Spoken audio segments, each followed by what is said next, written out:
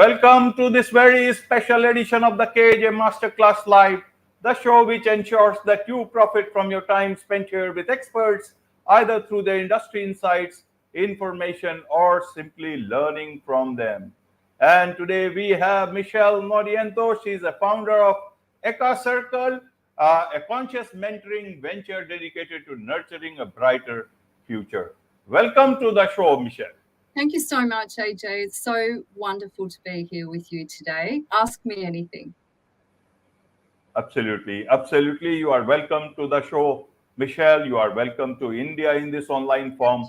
And I'm sure not just in India, but a lot of people will benefit from what we are discussing right now. We are talking about spiritual awakening. So we'll be talking in that backdrop. But before that, we want to understand for the audience, though I've told you about the Eka Circle, but I want to understand who is Michelle Noerianto so that help us understand about you directly for the audience. Well, I'm a mum of 2 adult children. I'm married to a beautiful Indonesian man. So I'm already East meets West there, and I'm really grateful for that influence that I've had in my life living in Southeast Asia for 7 years. We live in Australia now, and I met my husband in Australia. But I did have a spiritual awakening 30 years ago, actually the year that my son was born, activated by light entering my mind, was then able to hear what I perceive source to be. And it's been a really fun, interesting, kooky journey, actually. Unlearning, I would say, unlearning what I've learned in my Western education. Right, right. So, if I understand, they call you the frequency queen. Is there a particular reason for it? Where did that name come from? It was gifted to me by some of my mentor students in my mentoring online program. I was looking how to pivot and turn my business. How do you make spiritual things into a business? You know, we all need money to function. We all need to live in the 3-dimensional realm. And I actually was working with a girl in New York to use human design.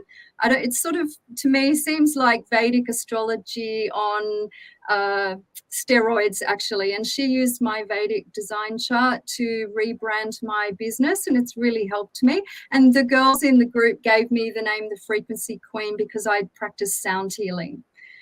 Sound healing is vibrational healing using singing bowls. I use tuning forks. I use gongs.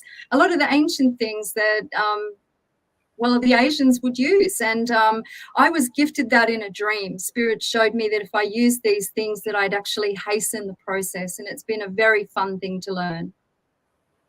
Absolutely, absolutely. Now let's talk about the spiritual awakening part. You know, a lot of people come to you in that sense. What is their general query from you? And also, you know, you are the founder of Eka Circle. Tell us about all this that you do in this backdrop of Eka Circle. Well, I'm a coach, and I've been doing energy work for 30 years since I had this major activation for me. But with the introduction of sound healing, I get clients come in that may be depressed, or they may be stuck. They don't know what they really want to do with their future, or they may have had an awakening themselves and realize that, I don't know about your listeners, but when I had my awakening, I had this dark night of the soul where I realized everything's not real. Everything around us is, needs to be unlearned. We need to relearn. I need to be able to tap into spirit and hear why things are all back to front in this dimension. So I reach a lot of people like that just want somebody to talk to. I find that when we break things down, they feel witnessed, they feel heard. They feel like, you might feel like you're going crazy with some of these things that are revealed to you from the spiritual dimension. When we are released as a body from the spiritual dimension, when we are activated. That's how the guides have explained it to me. We're no longer bound by time, space, or matter. And so once a person realizes that, they're like, wow, I have full capacity potential to create abundance, or to heal myself, or to travel, or to create anything actually that's your inner desires, if it aligns with your soul purpose. Absolutely, absolutely, Michelle. So how can one attain a spiritual awakening in their life? Is there a way that you can suggest that you There have Actually, experienced? lots of ways. I'm really happy that you asked me that, AJ.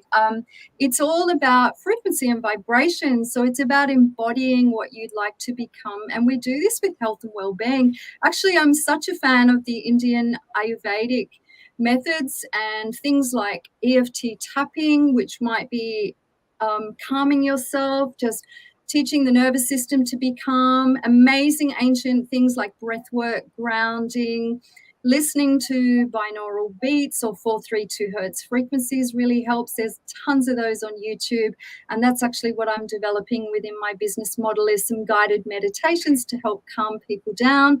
So if we think about everything as energy, and now science is catching up to metaphysics. Metaphysics is spiritual teachings, right? So the ancients had all of this. I believe they were taught by angels and ascended masters, and it's dropping back in now to the Western mind, going, actually, it's not woo-woo. Spirituality is science. So if I'm vibrating at fear, I will attract scenarios that teach me how to overcome fear. But I choose to vibrate at love, joy, peace. It doesn't mean that in this human experience I won't witness the energies of denser feelings, but they run at a lower hertz frequency. If we look at the Hawkins consciousness chart, it shows me that shame is really low, fear is really low, and it all links into the energy points or the chakras. And so we are bundles of energy, and we're blocked because of our traumas. Right, right. And you also talk about frequency healing. How does that work for people? Because healing, people normally think, it's about medicines and wounds, and also help us a bit understand to understand about this aspect that is possible. I am not here to say that medicine doesn't work for some. The sugar pill test shows us that the mind over matter placebo testing, we can actually heal ourselves with anything. The divine in us follows the mind. And so frequency healing happens with things like Reiki. I've witnessed sparks coming out of my hands for some clients. And if I told the average science brain that, they would be like, you're crazy, But I'm not. Like, if you have an open mind, spirit will actually blow your mind that you are an energy center. The body to me is a quantum computer. If we can understand technology, everything that we're talking about here with our mobile phones, our computers, we can understand the quantum field, which is the program. So if I'm pulling in from source, that's love dimension. Love conquers all, love heals. If you feel unloved, I'm sorry for that, but that's your soul destiny in learning that, oh, I had to learn this in order to really appreciate what real love is. We've all had a broken heart, right? And so the broken heart has taught us how to forgive and how to rise up out of that quandary. We could stay stuck, and many do, but we heal ourselves with energy, actually. So it's visualization, it's coming into agreement. There is a beautiful spiritual concept that the guides and angels have showed me, that if two people agree on one thing, you're matching the energy, and we create this frequency with a thing that I call resonance. So if somebody comes into me for energy work and sound healing, I use things like herbs, I use things like red light therapy, I teach the client breath work, anything to calm the nervous system. If they believe they're going to be healed, probably they will be. But if they come in thinking they won't be, they're so powerful that probably they won't be. And this is what we're missing in our modern maelstrom of programming from our educational systems, is that we've thrown the baby out with the bathwater. We've thought, oh, none of that, you get this primordial teaching within education, thinking that ancient souls were not advanced, where in fact I think it's the other way around. The ancients were so advanced. I mean, look at the buildings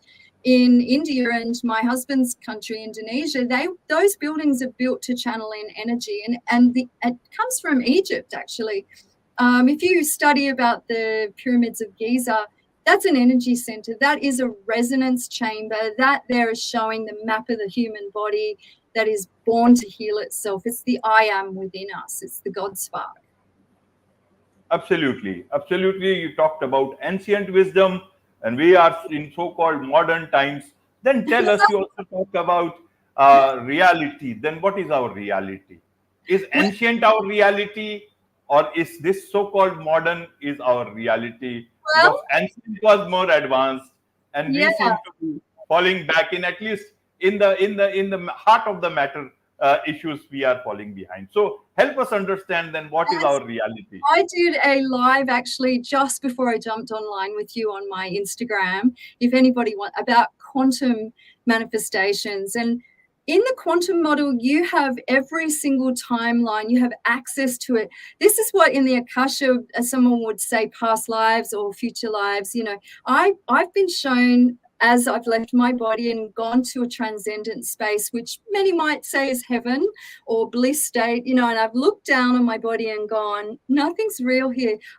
You, me, we're all one. That's what Eka means. At soul level, we're all resonant.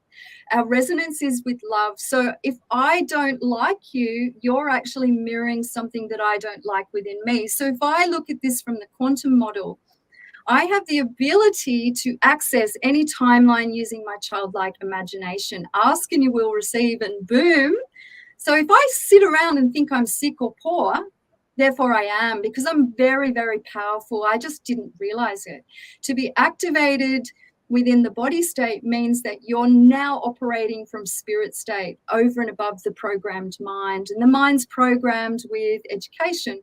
Ego loves to think they know everything, right? But the ego state, we have to die to that ego. We have to realize I'm an eternal being.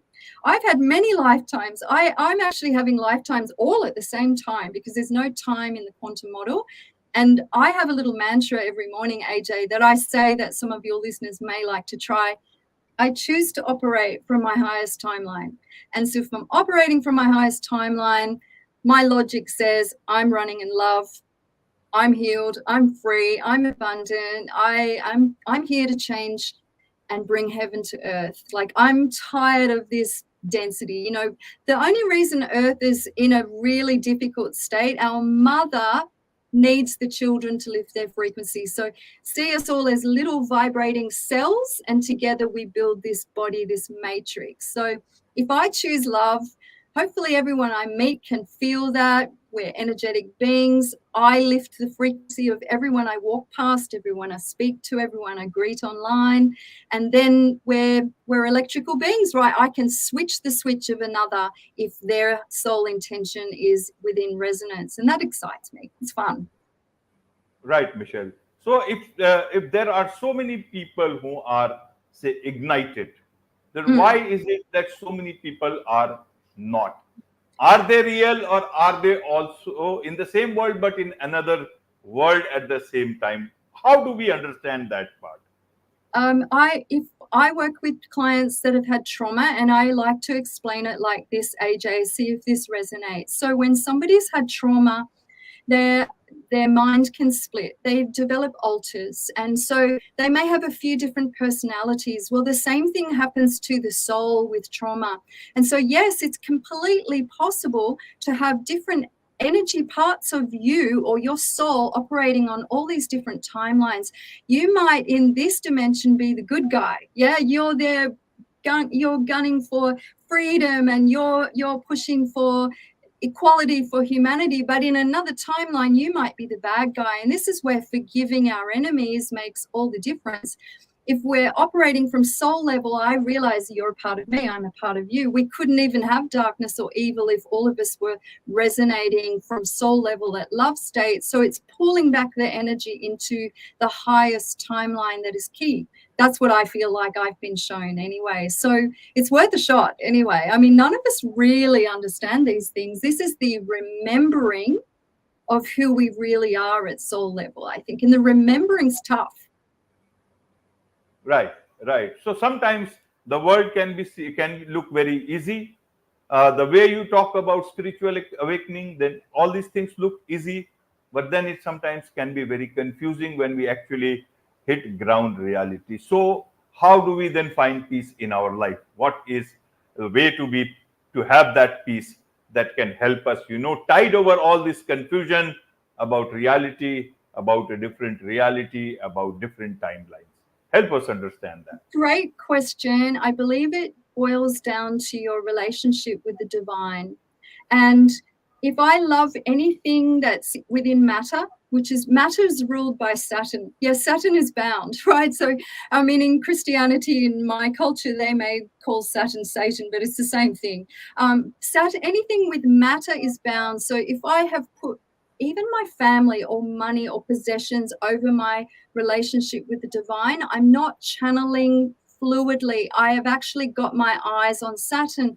And within the body, Saturn sits very low within the celestial body and within the physical body, as above, so below. And I think that your culture would understand that better than mine would. For me, talking about this to my culture, they can't hear me yet. So I appreciate this platform, but what it is the surrendering of all, which means I trust that love's got me. Like, I might not have enough money today, but I'm just going to give gratitude. I'm going to embody peace. And peace is literally a switch for choice.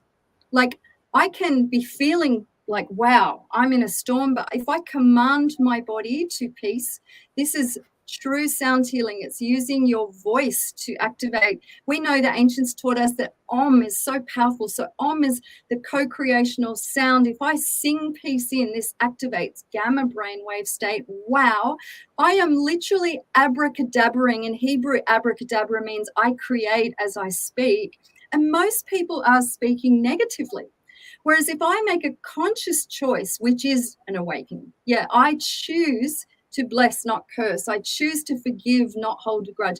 I choose to speak life into my food before I eat it. I'm activating everything with my sacred waves, my knowledge of wisdom that God is love, and that whatever I do, I'm going to breathe love into this space. Then you can't not have peace, actually, because you've become it. You've embodied it. That's the eye of the storm, I believe. And all of us have access to that, but we need to release fear first. Fear is caught in the hips region. And so it's doing somatic work, which can be tapping, exercising, jumping, breathing. I believe somatic work is so, so powerful. It's doing yoga. It's doing things that activate the body to be calm, knowing that the body is part of the subconscious mind. It's part of the program, hence the word cell. We're in prison in the body. Absolutely. Absolutely. Well explained, Michelle. There is much to learn about these things. And as we learn more, we continue to understand more. So a lot of people who would like to learn more from you, more about you, get your services, what is the best way for them to connect with you? Oh, you could find my website. It's ekasanctuary.com. So Eka, E-K-A, sanctuary.com. And I have lots of things that I can help you with. I love, love, love to do online sessions as well. We can do sound healing. We can do coaching. And I have a beautiful membership, which is like a mentoring program where I put things like meditations in. We have a hot seat coaching once a month. We give away gifts every month. It just feels really abundant and fun. And I actually, next weekend, have my first expo in Sydney, if anyone's watching from Sydney, where I'm pulling together conscious businesses to swap, share, trade, and just expand and keep each other on fire for what we're doing. Keep the focus. So thank you for that, AJ. I appreciate that. Thank you. You are welcome. Welcome. Indeed. It's been a nice session indeed. And I'm sure a lot of people would understand, explore about all these issues as they understand their life. With this, it's a wrap on this very special edition of the KAJ Masterclass Live. Thank you so much indeed for joining us. So welcome. Thank you so much. Bless you.